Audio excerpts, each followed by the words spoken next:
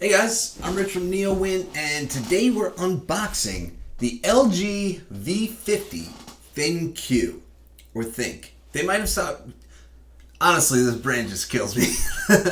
they announced this thing like it looks like Think. It's thin, and then there's a letter Q, and you would think it's Think because it's supposed to be like an AI brand, and that like. This was a couple years ago, and then I met with them at CES, I think last year, and they're like, oh yeah, it's ThinQ, but I think they might have actually changed that. Anyway, I digress. Okay, so you can see I have a bunch of phones out here. Sometimes when I unbox a phone, I just bring out all its predecessors that I might still have. I have the V20 was my favorite phone of its day. I actually loved the second screen. That's what the V10 and the V20 were about. That second screen where just at the top you could see notifications. You can it would just show your name at sometimes, but media controls, shortcuts, stuff like that. And it was a really cool device. They killed that with the V30. But they did give you an AMOLED display. Some of these phones are just dead, so I'm just seeing if they power on. But and then you had the V40. I'm just looking at the differences between these devices now, where they took out the power button and the fingerprint sensor, moved it to the side. But yeah, OLED displays. They're very nice phones still. You know, they have changed focus to some degree. It's not about the second screen anymore. It's always been about camera quality as well. This has always been LG's camera-centric smartphone. Remember that the V10, which is the one V series I don't have here, along with the V35, which was an AT&T exclusive. But remember the V10? It had two front-facing cameras. You had the standard one and the wide-angle lens, and that kind of set a trend for the whole industry, although the industry started moving towards dual rear cameras where they had that standard lens and the wide angle lens, or at least LG did. Apple did a standard lens and a zoom lens, so did Samsung. And then obviously we all moved to, did this one have it? A triple lens camera. and that's where you have a standard lens, a wide angle lens, and a zoom lens. Okay. But yeah, this one has power. See, it's still loading. But Snapdragon, like, obviously internally it has that iterative improvements. By the way, now you can see the second screen. It's loaded. It's pretty cool. Snapdragon 820, Snapdragon 835, Snapdragon 845, and of course, in the V50, we have a Snapdragon 855. So, I also have the G7 and the G8 here, and the G8 is obviously notable because that's LG's G series flagship. They do a G series and they do a V series every year. So these are almost similar devices, especially since, oddly enough, they were announced at the same time. Usually LG does the G series in the spring, the V series in the fall. Last year they mixed it up a little bit because they had that weird V35 right in the middle there. But yeah, V50 came out in the spring, and it is LG's first 5G smartphone. So that is what the big focus is on here, is 5G connectivity. It's available. It was a Sprint exclusive at first. Now it's available on Verizon as well. And this is a Sprint model because Sprint just launched 5G in New York City. So I'm actually going to be able to test it out. And so let's just get this open. See, all right, we have a little LG cloth that comes with LG phones. And we can see there's LG second year promise. LG is committed to giving you peace of mind, so we're confident in the quality of our premium devices, and so on. Okay, so let's get the plastic off of this guy. And so the design is actually pretty similar to the G8. And when I say that, I mean the glass back. Okay, there's no camera bump here. All right, which is actually pretty cool. I love how smooth it is. It's also a very slippery phone, so there's that to keep in mind. But it is, let's see, will it boot up? Yeah. Okay, so this is booting up. We have that LG V50. Okay, so this is being set up. It's adding the finishing touches. Let's see what else is in the box, because there are a few things in here. Looks like we have headphones that are in a little box. We'll take a look at that in a second.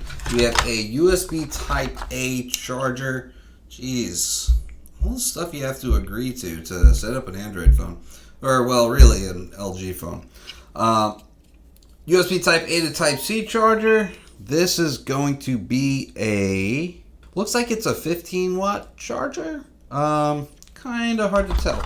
We're going to keep this in the box because honestly, I have enough USB Type C chargers that I'll just use those. Let's see what's in here, which is kind of a pain. Looks like it's just some paperwork, important information, safety information. Come on. We get enough of those. So let's just take a look at these headphones. By the way, this device does have, without even looking at it, it does have a headphone jack. LG is probably never going to take away the headphone jack, at least anytime soon. And the reason for that is because they've actually put a lot of work into it. This is actually a very good headphone jack. So let's just take a look at this. Earbuds, replaceable earbuds. Okay, and here are the actual headphones, which look kind of nice. Kind of a braided cable here, which is quite nice. But yeah, they have the 32-bit quad DAC. So that means that it's actually, the audio quality that comes out of it is really good. And like I've told a lot of people, you don't actually need, you don't need to be an audiophile to tell the difference. There's usually a toggle right in the, now that this is set up, there's a toggle in the quick settings, which I don't actually see. You might have to edit them. And yeah, so you could just turn it on and off, and you can hear the difference with, and you don't need a premium set of earbuds. You don't like any headphones that you use, you'll hear the difference. So if a headphone jack is something that you care about in a phone, this is a great pick. One thing that you'll find about LG software is that when you set up a new phone, there are going to be pop-ups all over the place. And so that's just the first one. And we got a bunch of stuff installing in weird places. All right, that should be the actual home screen that's still loading for some reason over here. Okay, I want to point out that the difference, by the way, I'm going to apologize right now for some fingerprints that you're going to see. I cleaned up these devices really nicely before I started this video, but I mean, they're all glass and they catch, they're fingerprint magnets. So this is, I believe, yes, it's the LG G8 ThinQ, which apparently goes to sleep a lot quicker than I'd like it to, and is frozen. Yeah, so this just isn't loading over here. Great. But, and things are going wrong. Great. But, so you notice that the notch is very similar in design. It's a little bit smaller on the LG G8. So, like I said, these devices were announced at the same time. So it's worth noting the differences between them. LG announced some weird hand gesture thing with the G8 where you can kind of place your hand. But so, I don't know. I'm not going to try to use it. It was terrible. But that is not in the V50. You can see there's one front camera in the notch on the G8, and there's two in the V50. So in the G8, there's extra sensors up here, and in the V50, those sensors are replaced with a second front-facing camera, which is probably what you'd rather have. Although you do get more secure facial recognition from those additional sensors. So see how many fingerprints have already been picked up on the V50, so it is what it is. Anyway, the back of the phones are also very similar. No camera bump, which is going to be an issue considering that just how easily you could see these things picking up fingerprints already. So not having a camera bump could cause an issue for your photos. All right, now the G8 is a little bit smaller, as I'm sure you saw. Also, let's take a look at the V40, which again is covered in fingerprints. A couple differences. There was a little tiny camera bump on here that LG knocked off. The sizes are about the same. The front of the device, if we can just sign in here, more stuff to LG loves their pop-ups. I'm just telling you that right now. And we can, got a nice 5G there. Yeah, so the front of the devices are very similar, right? Those notches are almost exactly the same, dual front cameras on both sides. So very similar in body. The big difference here is, of course, 5G. Now, let's take a look at the back again, because what you can see how it says 5G up there, and that lights up sometimes. It's supposed to just, I believe it lights up. Jesus, LG. I have spent many times nearly cursing in videos just because of the amount of pop-ups that I get when I'm trying to set up an LG device. It's insane. But yeah, so see, it's connected to LTE, right? I'm not in a 5G space, but it lights up on the back, and I thought it lights up when you're connected to 5G, so I guess maybe it just lights up whenever it feels like it, but that's not what's happening. This weird widget has finally loaded. Oh, anyway, we have a QHD OLED display, 4,000 milliamp hour battery, which is great. I don't have an app drawer. I'll have to change that. It's great because 5G will definitely use more power. I don't know if you remember, HTC had the first 4G phone, and that sucked down power. So this is one of the first 5G devices that was announced. Okay, so see on the bottom we have our USB Type-C port for charging, our 3.5 millimeter headphone jack, which like I said, LG is probably never going to kill. Power button on the side. Nope, not power button. That's your Google Assistant button. Yeah, volume rocker over here. Power button is over here, along with the SIM card slot, micro SD expansion. All right, I do enjoy the OLED display. It's a nice touch, although I'm probably gonna swap out that Sprint background that we have for something that's a little more like this, that makes use of the true blacks that you get with OLED. So, you know, with an LCD, obviously, an LCD is backlit. That's why when it shows you something that's all black, you will see, you can still tell that the screen is on. Where with OLED, pixels are actually turned off. So it makes it a lot harder to tell where the screen ends and the bezel begins here, because it's true black. And then, of course, when you put colors on top of true black, they tend to look more vibrant, rather than on top of a backlight where they can look a little more washed out. So the screen is 6.4 inches, 19.5 by 9. It's P-OLED, not AMOLED, and I'm not going to go too deep into that, but most of the OLED screens you see are AMOLED, and the AM, OLED is organic light emitting diodes. The AM would be active matrix. Sometimes there's P-OLED, which is PMOLED, which is passive matrix. It's a little confusing. So the generally speaking, active matrix is considered to be better, but LG has stuck with POLED, and they've done some pretty cool things. A lot of times what you'll see POLED on is like wearables, but this is actually AMOLED. So, but wearables obviously have to have OLED, and that's a topic for a different video. The cameras are 12 megapixels, 12 megapixels, and 16 megapixels for standard, telephoto, and ultra-wide, respectively. So you're going to get a little bit of lossless zoom. You're not going to be able to go too far beyond the 2x optical zoom. So it's not like a Huawei P30 Pro or anything.